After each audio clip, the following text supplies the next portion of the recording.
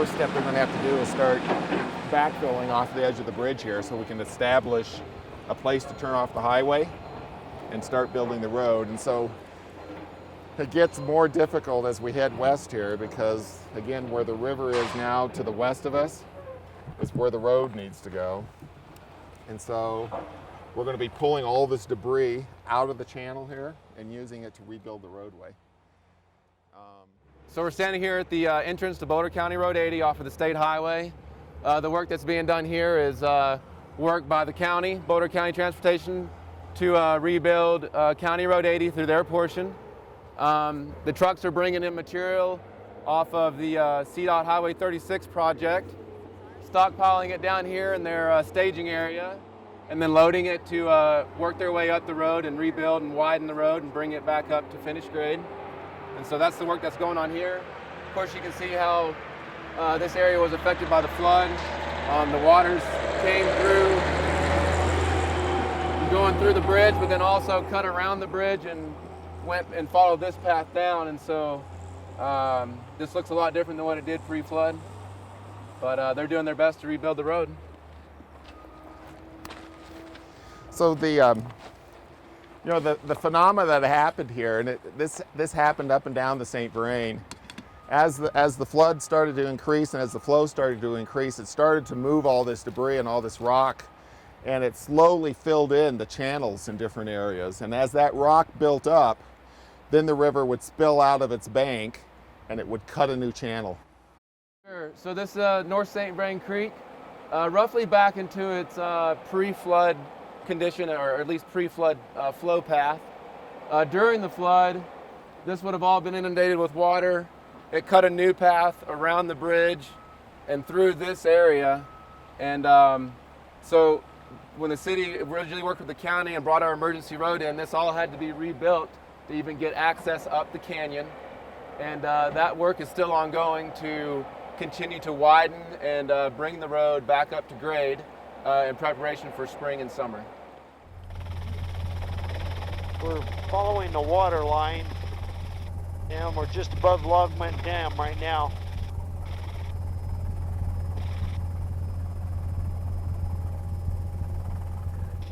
So we're standing here at Longmont Reservoir, and you can see Longmont Dam.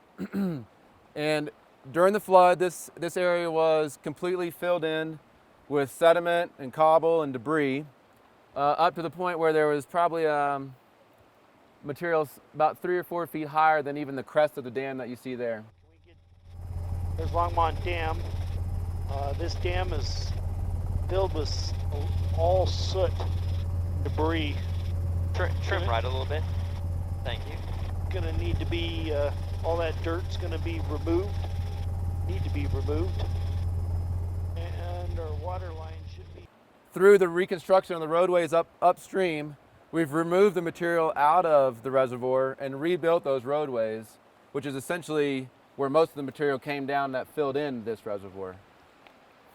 The dam has been inspected and for the most part is in good condition. Doesn't require a lot of major effort to get it back operational. There's a few minor repairs that are necessary to the batter boards and some of the gates and operators on the gates. But the concrete dam itself has been inspected and for the most part is sustained the flood very well and did not sustain any major damages from the flood. Looking at right now. Yep, the base of it. Base There of used to be a road. Riverbed. We're standing in the riverbed right now. The road is over there, and we will be putting culverts back in and establishing the roadway through there ultimately. But on our initial thing, it's quick and dirty. We're just going to get this in here so that we can get equipment down to the diversion reservoir. So we're again along the North St. Vrain Creek. This is where the emergency spillway from Rouse Price Reservoir comes down and joins in with the North St. Vrain Creek. And so of course during the flood, we had somewhere on the order of 8 feet or so of water coming down the emergency spillway, blew out an 10-foot diameter culvert that we had here, created a very large plunge pool and pushed the road and all that material out into the creek.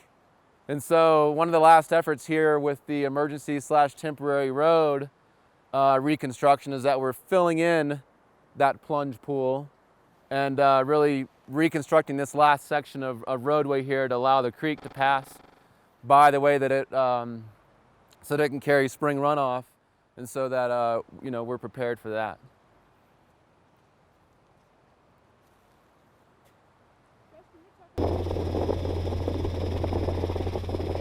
Flying up the spillway.